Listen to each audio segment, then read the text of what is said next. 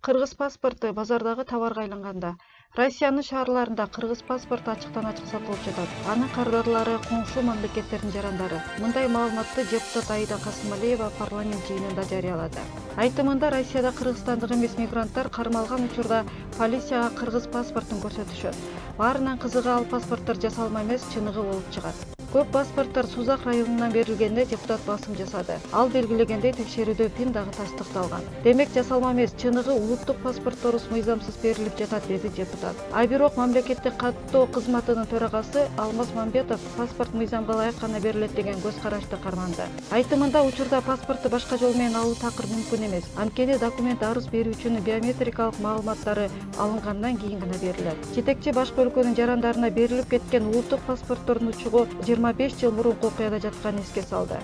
1994-жылы улуттук паспорттордун жаңы үлгүсү киргизилген. Жалпысынан 3 миллион документ жасалган. Ошол учурда Ички иштер министрлигинин паспорт столунан 100-200 миң документ уурдалган. Кыясы ошол уурдалган документтердин жаңы паспортко алмаштырышкан окшойт деген Алмаз Мамбетов паспорт ошондогу окуяга байланыштуу чыгып жатканын белгиледи.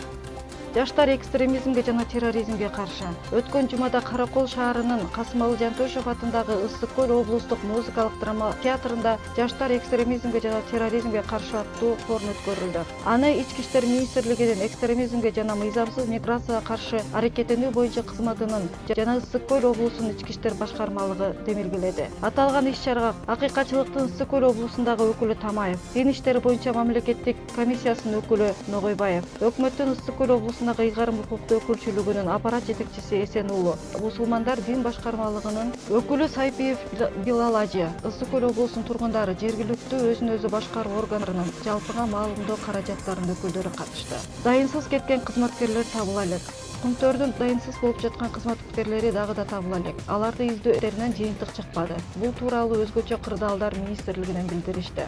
Андагы маалыматка караганда, учурда дайынсыз болуп жаткан 2 кызматкерди издөөдө 92 куткаруучу иштеп жатышат. Эске салсак, 1-декабрда Кумтөр кенинде Ылысый мөңгүсүнүн түндүк бөлүгү капысынан жыла баштаган. Компания тоо өндүрүш бөлүмүнүн коркунучтуу аймакта иштеп жаткан кызматкерлерин тез арада ылдыйга түшүргөн. Аны менен катар тоо иштерин шашылыш токтоткон. Бирок коопсуз аймакка бардык эле кызматкерлер келе беришкен эмес. Арасынан айдоочу менен түлкү мөөнөттө турган мастер кайтпай калган.